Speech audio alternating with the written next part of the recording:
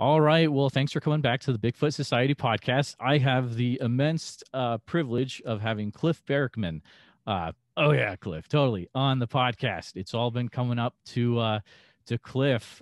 He's one of my main goals to have on the podcast. So thank you so much for coming on, Cliff. Means a lot. For if you don't know, which you should know, but Cliff has been on things such as Finding Bigfoot, Bigfoot Road Trip, Bigfoot and Beyond podcast, which is amazing. And also well, I guess you could say he heads up the North American Bigfoot Center, part of the team there. So, Cliff, anything else you'd like to fill in the blanks with there for introducing yourself? I'm just a Bigfoot nerd, man. I Yeah, have some longevity under my belt, and I'm just doing the Bigfoot thing. That's all I got, you know. That's my favorite. One of my favorite quotes of yours is you Bigfoot nerd, and I love that. It's very cool. I know who I am, you know. Yeah. And I know who I'm not, which is probably even more important. Totally. Yeah, that's true. Let's start right off we'll rip the Band-Aid off and get it out there. So it's going to be all over the place. I know you do a lot of interviews that have to do with Bigfoot, right? So there are going to be some Bigfoot questions, but there's also going to be some questions that maybe we've never gotten to go into that I've heard recorded before, because that's kind of what I do on this podcast, is get the actual story of the person. I think that's very important, you know, because Cliff, you're more than just Bigfoot, I think. So I think so too. Many people don't, but I agree with that. Bigfoot is one facet of my life, a large facet. I agree. But nonetheless, there's so much more to me than just this Bigfoot thing. Totally. Very few people care. So let's get started, though, with a question from the Patreon, and this is from Josh. So, and this is, do you feel that mitochondrial DNA plays a part in how Sasquatch is classified? Well, sure. I think any DNA, mitochondrial or nuclear, I don't think it matters which. I think that the further we can delve into that, the better. I'm an advocate of science. I always have been. I'm not a scientist. Some people think I am. I'm not. I'm just a nerd. Professionally, I was an elementary school teacher. I taught fifth grade. So I'm kind of a jack of all trades, master of none, which plays really well into the Bigfoot thing, because to be a Bigfooter, you kind of have to know a little bit about a lot of stuff. To be a very effective Bigfooter, you have to know about ecology and what other animals are out there, and tracking and seasonality of like food resources. And you have to know some hiking and like camping skills, maybe even some survival skills. You have to know about human evolution. A lot of people don't like that, but it's true. You have to know about human evolution and paleoanthropology to be an effective Bigfooter. You just do, because that's the realm we're delving into. Yeah, so I don't know. So yeah, mitochondrial DNA is part of it. It's only a small part of it, and so much has been misrepresented in that realm before that I think too much emphasis is put on it. Honestly, interesting. Yeah, because even if you got a good solid flesh or blood sample of a Sasquatch and you ran the whole genome, well, that'll tell you about a little bit about the animal, but that doesn't tell you very much about the animal. And I think that's something that a lot of people overlook. It's like you can take my DNA, you know, like take my blood and get you take my hair and get mitochondrial DNA. You take my blood and get nuclear DNA. But what does that tell you about Cliff? You know, you said earlier, you know, like, okay, Cliff, people associate with Bigfoot, but you're so much more than that. Yeah, that's what we're talking about with Bigfoot, is Bigfoot also. You know, we can find out who's, you know, the DNA of the matriarchal line, you know, as far back as you want to go. We can even get some other DNA and learn about the other side too. But what does that really tell you about how they live and how they think and what they feel and how they persist? What does that really tell you? Not much. And so, is it important? Sure. Will it tell us something about their evolution? Absolutely. Will it tell us how to see one? No. Will it tell us what one's doing right now? How one avoided the fires down in, you know, the Clackamas River? Right. No. Yeah. Like it won't tell us very much. And I think that while it is important, it's interesting, it's cool, gotta love science, it only gives a little tiny sliver of the picture. So very cool. Thank you. also, so the second part of his question is so, and I think you know where I know where you're going to take this, but we'll go for it. So sorry, I'm not a big word pronouncer. Australopithecus? Yeah, that how'd you know? Or You said homo? Austral, and there's not a whole lot of Yeah, words to start. Australia? Australia. No, Yeah. yeah. So that or homo, or how would you classify? I guess is what the question is. Oh, well, see, we don't Yeah. know enough. You know, we just Sure. don't know Yeah. enough. Yep. I personally favor the Paranthropus line. Exactly. Yep. Now, Paranthropus is one of the two main segments of the Australopithecines.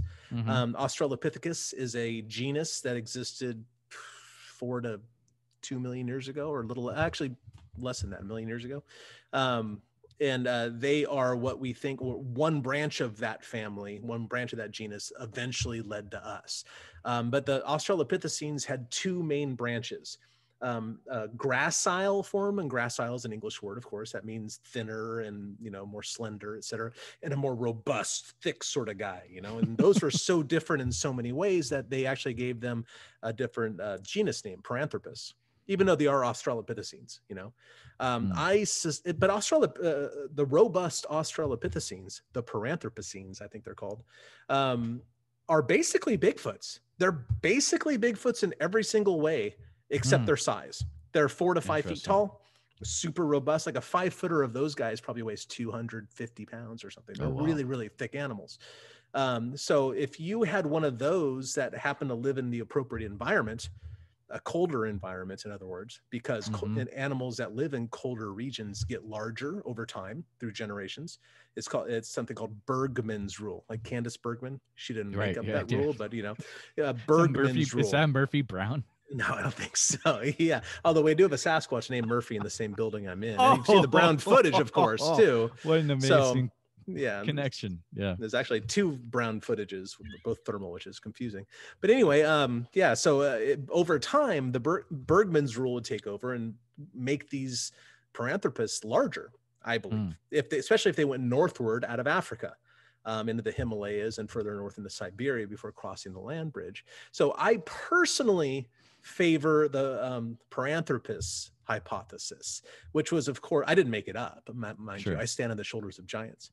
Right. The first person to publish that was Gordon Strassenberg, who passed away in 2019, unfortunately. I'm kind of trying my best to get hold of his family, but it's kind of a slow go. But anyway, I would love to see some of his notes, and if there's any research materials that still exist, and maybe, you know, do my best to preserve them with the museum here. That'd be very cool. Yeah. So anyway, I suspect that these things are Paranthropus, which is a type of Australopithecine, now, which led to the genus Homo. So let's take another few steps back, and let's call them hominins, not hominid, hominin.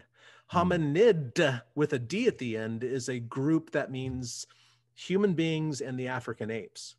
That's our family group. Those are our cousins. We're right there in them because we are an ape, essentially, at the end of the day. Now, we're a special ape. We're kind of weird. We do some stuff that other ones don't. That doesn't mean we're not biologically in their family, right? But hominin, with an N at the end, is a special term that means any human ancestor or offshoot of that line along the way. That is a hominin. So Neanderthals, even though we aren't directly related from Neanderthals, they're hominins because they're offshoots of our line. Australopithecines are hominins. So Sasquatches, I suspect, I don't know, are hominins. Now, maybe they are Gigantopithecines. I don't know. Maybe they are more closely related to Gigantopithecus. But we know so very little about those. It's hard to say, man. It's really hard to say. And there's some physical differences that make me a little concerned, you know? For example, we now know through proteonic studies, this past year, 2020, I believe, these studies were published, by studying the proteins that we have from Gigantopithecus, we know that they are in the line of orangutans. Okay. And we've always thought that anyway, based on the tooth structure. We've always thought that they were somewhere in the line between Shivapithecus. Now it's spelled Siva but in the Sanskrit, it's pronounced more of an SH. So it's Okay. a Shivapithecus down to orangutans. Now, Shivapithecus doesn't have a brow ridge. Orangutans don't have a brow ridge. Now, it's of course possible that Gigantopithecus developed a brow ridge, because Sasquatches are more or less uniformly described as having somewhat of a brow ridge. Exactly. Yeah. And I've talked to Meldrum about this too. He goes, well, it could have arisen separately. You know, maybe it did, but we don't know. And that's my problem. We just don't know.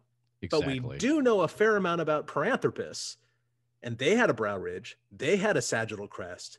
They had zygomatic arches, which you can clearly see on the Patterson-Gimlin film. These arches right here, kind of behind the eyes, they're used for anchoring the chewing muscles on.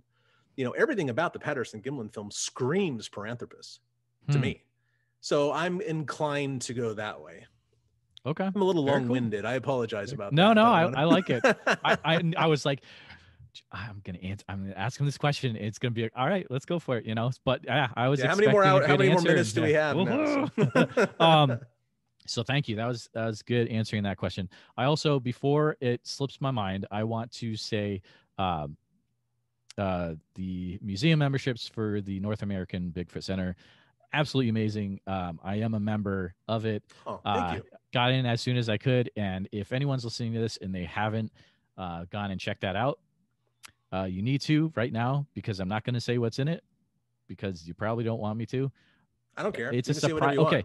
It's an amazing, it was a surprise to know the videos that were in there. If you like finding Bigfoot, it's like the production value on it is amazing.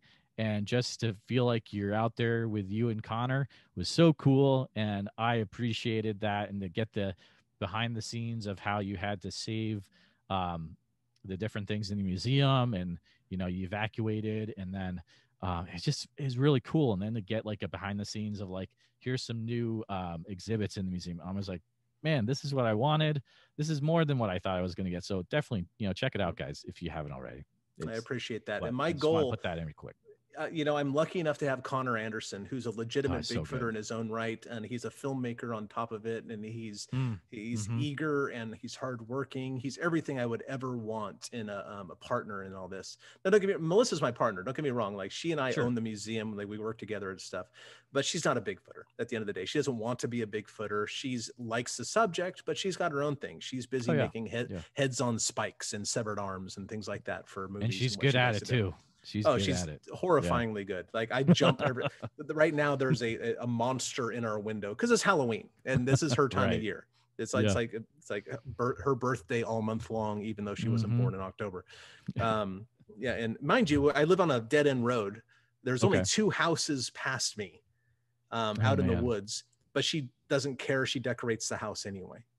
It's you know, there's a coffin in my garden out front. There's a dead clown with a knife in it and an arm coming out of its face, like on the trees outside. There's a monster in the window. And every time I walk down the hallway, I like it scares me every single time I go down. I wonder what the neighbors think. Like, oh, the crazy Bigfoot guy has killer clowns in his windows again. We went to our neighbor's house for dinner. He built a wine cellar, so we went over there to celebrate, and so he invited us over for dinner on October 3rd. And the female of the family, the woman, I don't want to say their names or anything like that, but she looked at Melissa. It's October 3rd. Where are your decorations? And Melissa, they're coming out. I just put them out before we came here. So nice. But anyway, Connor, I'm super lucky to have Connor. Connor's a legit filmmaker, and he's a legit Bigfooter too, which is even more important because I can't hire some high school kid to help me in the museum. This is kind of a specialized thing. I need a certain assortment of skills that you just can't readily find in people. And Connor has those, and I've been very, very blessed that he's stumbled into my life. And our goal is to create the highest quality Bigfoot content available anywhere online in the video and written formats. And that's my goal. Hats off to you. We've barely begun. Give us a year or 2 or 3. We're gonna blow your socks off if I have anything to do with it, because we get fresh reports in the museum here about once a month on average. And you saw the stuff on Zigzag Mountain. I think that's up there. There was a report in the second week of September over by Barton. I don't know if that's on the Patreon yet or not. But that's Not coming yet. out real soon. Not yet. Oh, well, it's man, coming I out can't real wait. soon. All right, And then cool. it's amazing. We're going to try to talk. Here's a little thing for your listenership too. Okay. Somebody saw a Sasquatch over outside of Barton, basically off Baker's Ferry Road on the Clackamas River. Okay. Second week of September. I'd have to check my notes. I can't remember things like that. I only have so much RAM. Right. That was on a Thursday. They saw this thing at 4:30 in the morning. The next weekend, turns out my good friend and author, Tom Powell, lives just a mile or two from that place.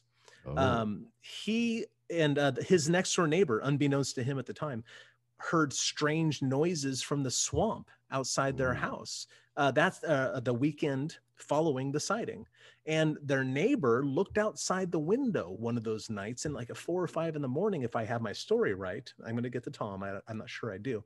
Saw a very large man standing in their apple orchard. Whoa. Now, the next morning when they inspected, they thought it was weird because they have deer fencing around their apple orchard. Apparently, there was a very large hole in the deer fence, just been forced through the deer fence. And this is like 3 or 4 days after the sighting. And then, of course, the fire erupted and burnt the entire area. So we don't know what's up with that. But still, interesting correlation of strange occurrences out there by Barton. So that's a really cool story. Thank you. Thank you for sharing that. How in an alternate, imagine this, an alternate universe, and Cliff never decides to get involved with Bigfoot. What is Cliff doing in this alternate universe? Realistically, I'm probably teaching. Yep. Teaching elementary school, because that's what I was doing before. But and not very, another very reasonable alternate universe. Because I was kind of teaching to have summers off to go Bigfooting. So, I mean, don't get me wrong. I was a good teacher. I didn't I didn't half-ass it, man. My students loved me. I loved them. I put in the time. I was working 10 to 12-hour days, just like every other teacher does. Yeah, sure. For practically no money, basically. Yep. I was good at it, I think, and my students will always remember me, etc. I did them right, I believe. But I think that a slightly different alternate universe, I would probably be over at the local restaurant playing jazz tunes from 6 to 9 or something every night, and barely paying my bills. Awesome. That actually leads into what I was going to ask you next. So if I've researched correctly, you have a degree in jazz guitar from California State University, correct? Yeah. Basically a BA in music with an emphasis in jazz guitar. I took lessons from a guy named Ron Eshte, who's a phenomenal player. If you're any guitar players out there, Ron Eshte, Eschete, phenomenal player. The best I've ever listened to. He took lessons from Joe Pass. So there's a lineage there that it should be honored. So awesome. The other question from the Patreon is, so Greg asks, I am like yourself a musician, and I was wondering which artists have most influenced you in pursuing music when you were, over the years. There's been so many. I mean, obviously Ron Eshtate's been a huge influence, larger than I could ever say, because I took weekly lessons from him for years. But if you go back further to my roots of music, I guess, it's kind of all over the place, honestly. And it continues to be inspired by various folks today.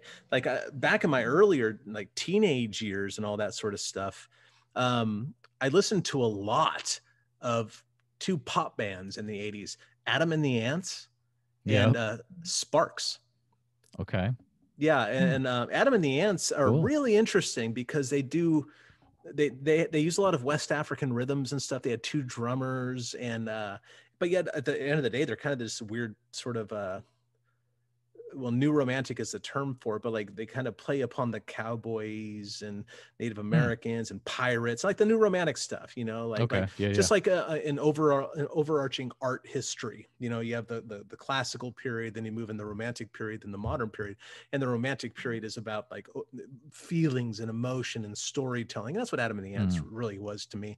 But Sparks is this really obscure band from the Southern California that started playing in the late 60s, and they're still making music today. They're two brothers. Yeah, they're really unusual, weird guys. And during the 80s, they were doing synth pop, but during the 70s, they were like this eclectic prog rock sort of weirdo stage thing, you know, not like Guar or something like that, but like this stage presence, you know? Oh yeah, Guar.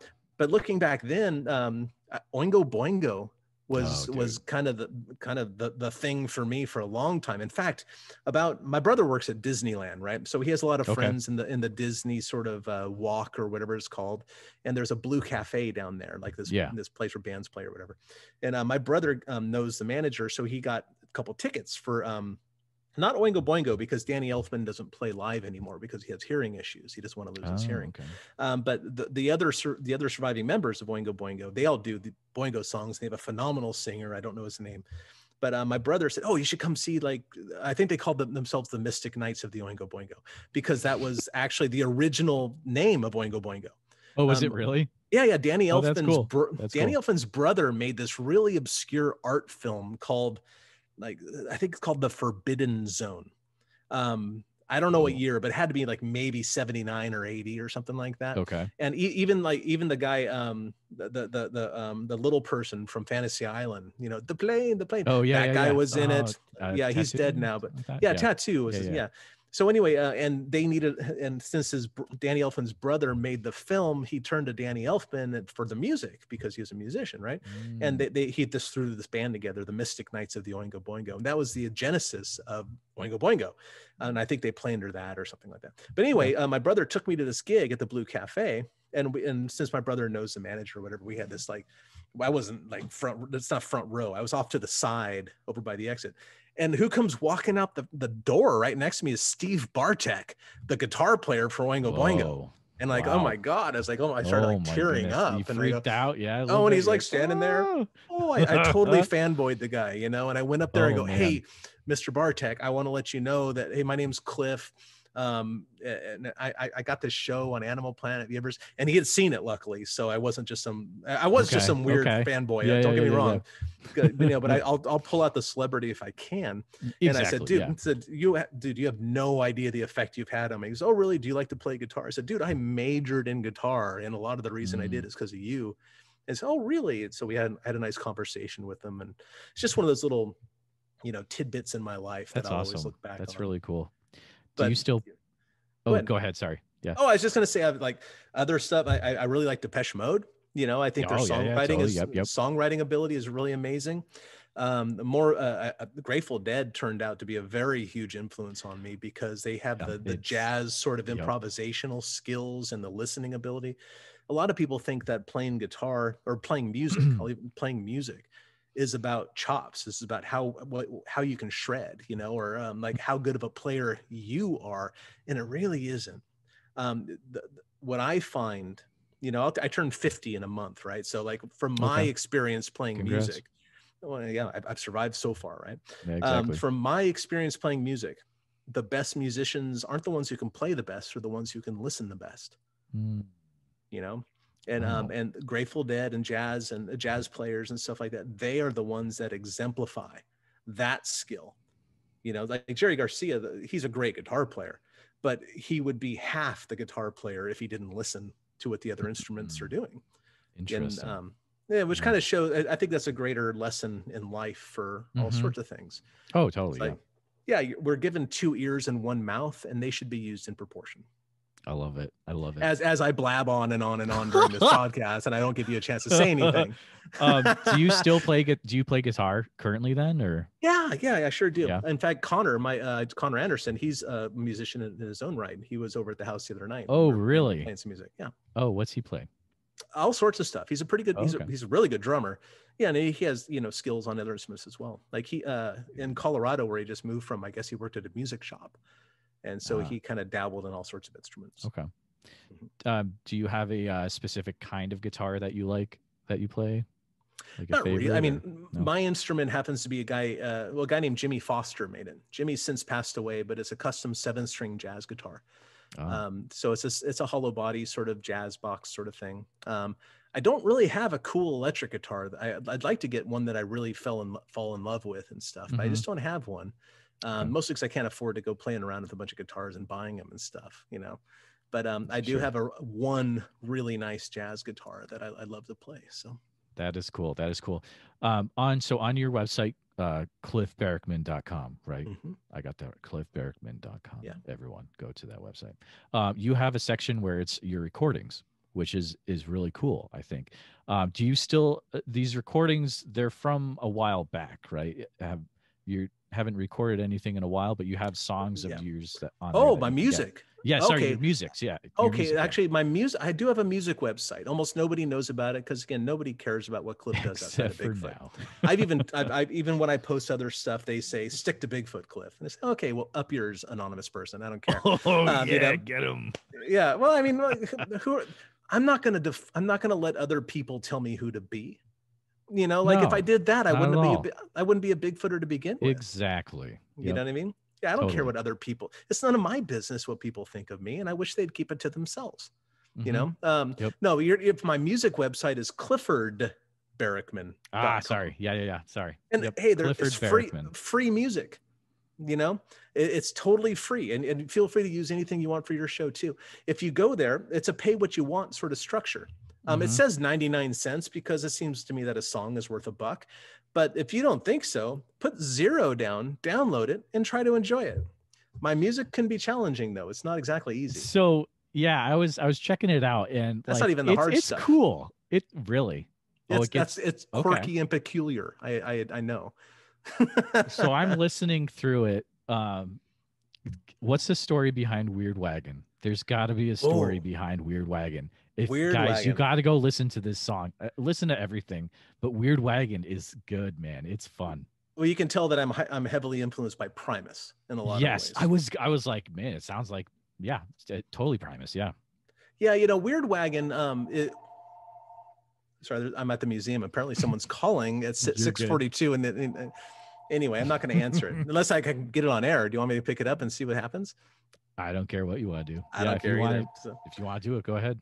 Yeah, I don't care. Whatever. It's too much trouble. Fine. Okay. But anyway, yeah, Weird Wagon is a tune that I wrote. I way back in the day. A friend of mine, her name was Lily. Like we were kind of in we weren't arguing, but it was like a little awkward. And she goes like, "What? Are we gonna ride on the Weird Wagon?" I went, "Oh my God, that's something." And then I said, "What a beautiful sentence that is." And then so all the lyrics are about fun language, essentially, because because language creates reality in a very peculiar way, and most people don't realize that. Most people go through their day and saying, "Oh, it's Monday, I hate Mondays," and suddenly the reality is you hate Mondays, and that's just a rule in your life. Oh, that's you know what I mean? Cliff. Yeah. But most people don't appreciate the role that language plays in their life. And the only people who seem to appreciate it are the ones that shouldn't be trusted with that knowledge. And I mean, politicians and lawyers essentially they're the ones who understand that rule more than anybody else. Wow. Reality seems to me to be rather malleable. You can shape it the way you want, and the way you shape it is by using the tools of words. And so Weird Wagon is kind of about that. In a way, it's not really about anything because like the opening line says it, "The taste of paper is running through my veins," you know, and that's because like you read books and whatever else, and then that's it. That's what creates a person, is their own definition of themselves. And then of course I sang a thing that rang of orangutan boomerangs. Yeah. Rather meaningless, like, right? Fun, yeah. Yeah, but it's fun. Yeah. And that's the point, you know? And that's what Weird Wagon is really about. And it's also based on the whole tone scale, which if you listen to my music for very long, you're going to realize that I rely heavily upon the whole tone scale. Okay. So yeah. So there's a little bit there's stuff in there. If you're really into music theory, you're saying that you're going to pick up on stuff that'll just be like, you'll be like, whoa, that's pretty cool. I would hope so. Yeah. If you have ears to hear, you will hear some interesting things in there. Some because I'm very being a jazz player. Well, I'm not even I'm not that good of a jazz player. Jazz is freaking hard, man. I can struggle along. I can hold my own. I'm not a good player. I'm not a great player or even a really good player by any means, but I understand the theory because that's why I study jazz. If you can play jazz or if you can wrap your head around jazz, the rest of everything else is easy, you know, and that's kind of what I did, you know? And so I take my jazz theory and the jazz harmony, which is thinking of music vertically, like how notes interact and relate to one another.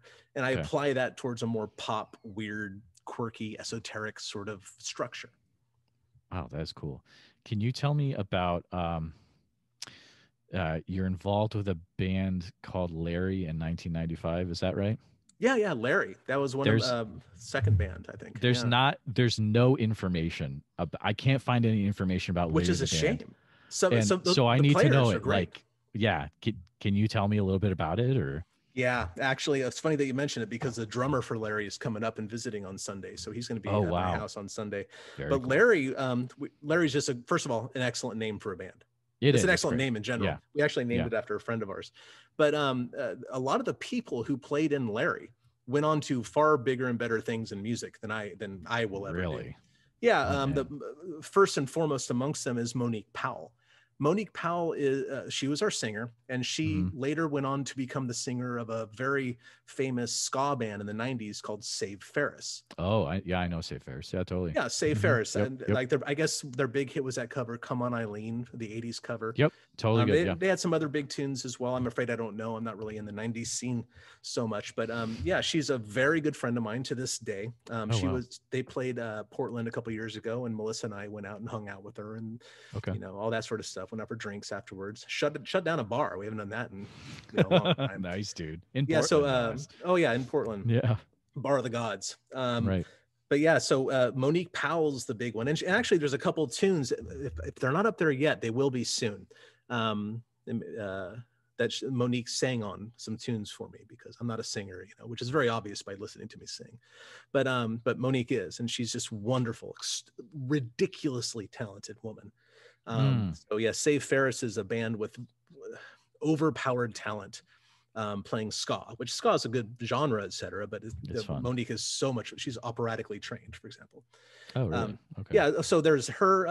One of my best friends.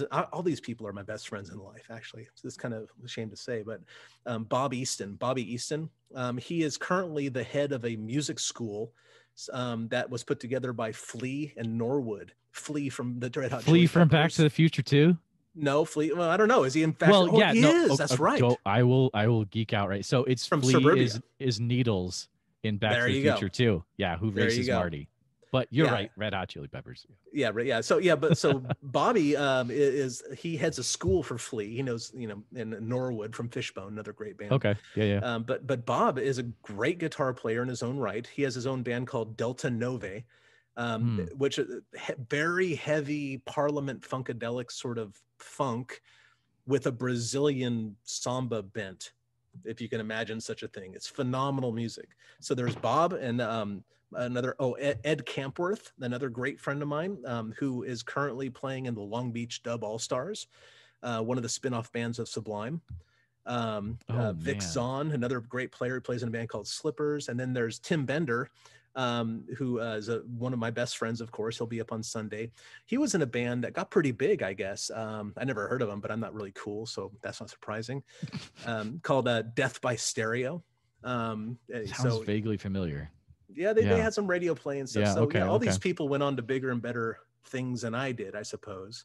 Although I beat all them in Bigfoot. So so you used to hang out with Flea from No, I've never met Phil. Bob knows Flea. Oh, sorry. Okay. Yeah. Sorry, my Back to the Future brain kicked in, and when that happens, like that's my thing. But anyways, I get it. Okay, I'm back with you. That is an awesome. Are there recordings of Larry out there to listen to, or? Well, you know what I did? I took the music that we played in Larry and I put it on the cliffordbarackman.com. The songs that I wrote personally. Okay. Because Ed wrote about half the songs, and everybody participated and contributed. Yeah. But the songs on there, like Chameleon Hair, for example, that's another Larry song. Weird Wagon is a Larry song, and there's some other stuff that, I mean, I could probably put it up because Ed wouldn't care if I put his song up or whatever, but I don't want to make money on Ed's music. No, yeah, sure. That's his job, not mine. Yep. All right. That's cool. Thank you for sharing that story. That's cool to have that info behind it. What albums have you been listening to lately? Have you been jamming out to anything, or? Oh gosh. Lately, not so much actually. Lately, music's been I've been paying close enough attention to music lately. I've been kind of going back, like when I'm in the garage and I have to make some footprint casts or something for the shop here or something. I tend to turn on like some Live Dead or something, like Without a Net is probably one of my favorite albums from the Grateful Dead, for example. And trying to dabble back into some Miles Davis stuff, like Someday My Prince Will Come, or albums like that. And a little bit of Primus too. I'm trying to go like Pork Soda. I love Pork Soda. It's one of their best albums ever. So you a vinyl guy, or like how do you how do you usually listen to? You just whatever you can get. Whatever's fine. Yeah, exactly. Whatever's up there. I don't care. I'm not an audiophile of that level by any means. So nice. You kind of just answered this, but so why in your why are you're obviously a big Grateful Dead fan. You can tell that by your Twitter, because like every once in a while it kind of slips through.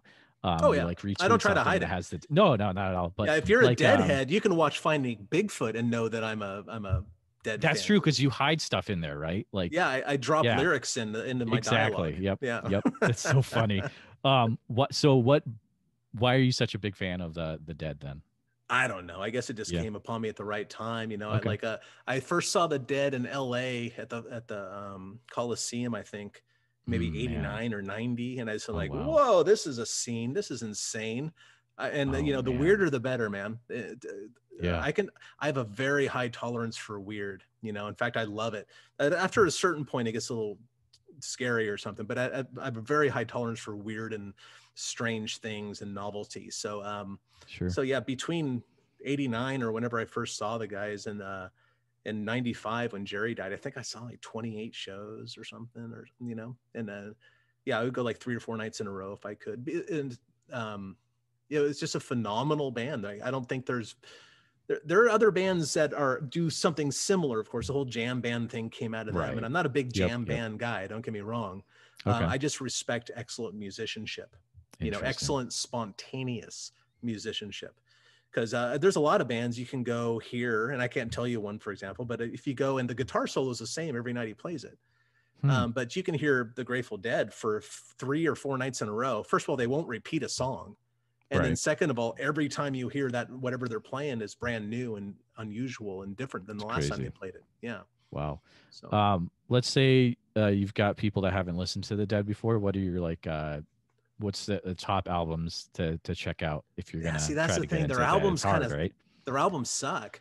Is a problem. Oh, really? Yeah. They're. I mean, I don't like them. I mean, they sound very dry and contrived. And the older stuff, like American Beauty, for example, is a good one because it's more their folksy time. But even then, they changed their songs so much. If I were just trying to baptize myself into the Dead right now, I would go to some of their live stuff. Docent at the Nick or Without a Net, like their live albums, because it was their live shows that they really shone through the mist, I guess. Because like when they start a song and they end a song in like a jam session that slowly changes keys and morphs in a different tempo, and suddenly it's a new song and they never stop playing. That's awesome. Well, that takes serious musician skills and listening skills, and totally. See, albums, I'd steer clear of those unless they're a live album. So cool. I've heard you mention in other places that you have you either have said that you're almost an astronomer, or you have a very high powered telescope. Is that true? Oh, I've got a nice 8-inch Meade Smith Cassegrain telescope. I did start the track to be an astronomy-physics major until Calculus 2 just kicked my ass, and I said I don't want to do that for a living. That's what I heard. Yep. Yeah. Okay. Like, what is Calculus 2? I don't want that as a part of my regular everyday life.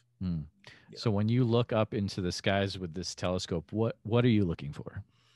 something I haven't seen before, or something, something new, I guess, novelty, essentially. Like right now, if you look out to the west, a little bit out, the moon rises, but Mars is up. Okay. Exactly. Well, yeah. So if you want to check out Mars, and you can see this through fairly low powered binoculars as well. What are the polar caps doing? Because they're different today than they were 3 months ago. Like you can see these things. You can see these things, and I think that stuff is cool.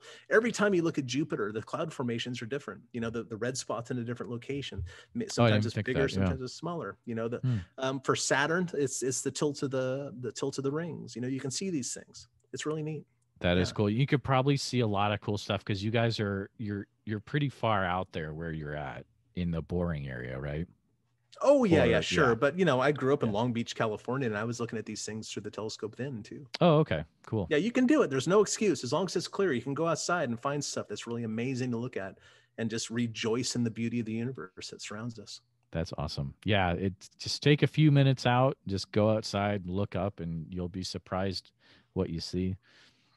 You may see a UFO, who knows? But yeah, sure. I've seen a couple of those too, oddly enough. Yeah. Oh, you have? Really? Yeah, just twice. Yeah. Twice. Nice. Yeah. I don't know what they were. One was in Oregon. Yeah. Okay. Yeah, one was in Humboldt, actually. The day after my first Bigfoot encounter, I was in town in Eureka, and I went out to the car. My wife at the time, Melissa's my second wife, right? But my wife at the time, although I don't think we were married then. Maybe we were. I don't remember. No, we must have been. And I went out to the car to get our stuff, and she went in the hotel room because we've been Bigfooting for a week or so at Bluff Creek. So we went into town one night before we drove back. And I went out and I happened to look up, and it was a clear, starry sky. And I saw a shooting star, because I'm experienced with the sky and I know what I was looking at, but it changed directions in mid-flight. It went psh, psh, like that. And they don't do that. No. And so I was like, whoa, what is that? That is unidentified check. Flying check. Object, well, yeah. And then the second time I saw one was a year ago this past July from the property I live on now outside Sandy, Oregon. And Tom Powell was over, and we're having a campfire, drinking a few beers outside. And have you ever seen the International Space Station cruise by? I have not. Nope. Well, it looks like a really bright satellite. Okay. And that's what I thought it was. I said, oh, look, there's the International Space Station. And it's like going in a straight line, like all satellites do. And at one point it slowed down. And then it changed directions and started heading north as opposed to the eastward direction it was traveling. It's like, well, I don't know what that is either. So UFO again, unidentified, check. Flying, check. Right. That's crazy. So let's say the question I want to ask you is, when you're out in the field and you come across like a footprint or a stick structure or something, like you've been looking for it all day, and then you finally see the thing that like you're looking at, it's Bigfoot related. What are you experiencing inside? What feelings kind of come up inside? Are you pumped, excited? Like, what usually happens? Well, you almost never find footprints. Very, very rare. Stick structures, I'm not sold on yet. I'm one of these skeptics about that. I don't. There's never once, to my knowledge, been a direct correlation between Bigfoots and stick structures. People who are into them say, whatever made this had to have hands, and it's like, well, that's not good enough for me yet. And it shouldn't be good enough for most people, in my opinion. All right. And I get hate mail about this. I'm sure you do, because everyone brings it up. I know, yeah. I get all capital letter, like cuss word laden hate mail about my opinion on stick structures. Cuss you out in letters? Capital letters. Cliff. Like, yeah, that's I know. Terrible. I know. People hate me. They shouldn't do that. Yeah, I know. Well, but when I run across something that's like, oh my God, I think that might be a footprint. It's pretty amazing. But then my left brain takes over and says, well, okay, what am I going to do about it? Oh. Because stories aren't good enough. And I say that all the time. People tell me stories every day, literally. And if I'm going to practice what I preach, I got to do better, So what am I going to do about it is the question. So it would, this is me thinking out loud. It would be really cool if there's is there a tutorial you bring people to watch on how to do track castings? No, like that's part YouTube? of the Patreon thing that we have. Yeah, I was going to say, like, if that would be in there, that would be awesome. I would totally do that with my kid. That'd be fun times too. I got to do it. So when you opened the North American Bigfoot Center, did you feel like you were more like on the top of like you reached the top of a mountain, or that you were about to embark on something like a grand adventure, like, you know? No, it's like I'm about ready to climb a mountain. Yeah. Yeah, it's a horrible feeling. Yeah, because I didn't have enough money for it. I certainly didn't have enough Oh, time. yeah. Bills were coming in, and yeah, had a big task in front of me. It's been a struggle since day one, and worth it. And I tell you, I don't think I could have chosen a worse year to open a business. But at the end of the day, True. if I can survive this year, I can thrive in any other. Then, yeah, exactly.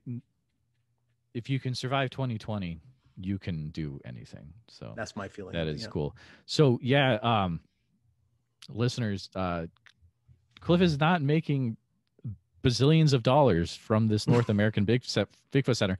If you like what he's doing, and I also think it's cool. You said we wanted to make it the best 5th grade science experiment for Bigfoot. You've mentioned that before. Right. But if you like what Cliff is doing, like, come on, like at least $6 a month. It's not a big, like, I'm gonna just come in the shop PBS if you can. this thing, you know, like, yeah. And so I'm in Iowa, so the chances of me getting out there are kind of slimmer. So this is how I'm supporting. But eventually, I want to get out there. You know, check. That's out why we started the Patreon thing. Totally. Yeah, that's why we started the Patreon, is that we realized our business model is kind of flawed in a way because we have to get people in the door. But if we can bring the museum to them, then maybe we can expand ourselves a little bit. Exactly. Anything cool coming up on the horizon for Bigfoot and beyond? Bigfoot and beyond. Well, there's a couple of guests we're trying to get. I mean, we just had Doug Hychek on. He's been the best. That was one of the best so far. Episode, he's a good guest. I'll tell you. Good. Yeah, he's really great. We have a new Halloween shirts coming out. I mean, we just released those. Yeah, I was gonna say something about that. Like, those are cool. Yeah, Bigfoot and Beyond the Grave with Cliffhanger and Bo. It's cool. So yeah, we're just trying to have fun with it and talking to somebody who comes next.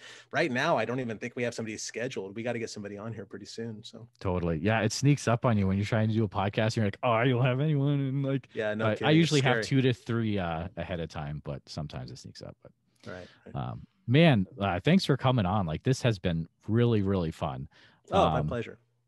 Definitely one on the old bucket list for Bigfoot Society. But yeah. I love what you guys are doing, and thank you so much for coming on. Why don't I give you a little bit more time, and we can do some after hours sort of stuff that you wanted to do. Oh my goodness! But I have to go take a leak first. How's that work? Okay, you go, and then movie magic. I'll edit it out later. All right. Well, thanks again for listening, guys. Cliff is going to go and do some stuff there, but in a few minutes, the Patreon will actually get to hear some extra stories from Cliff. So again, it's been a fun time. I'll talk to you guys later.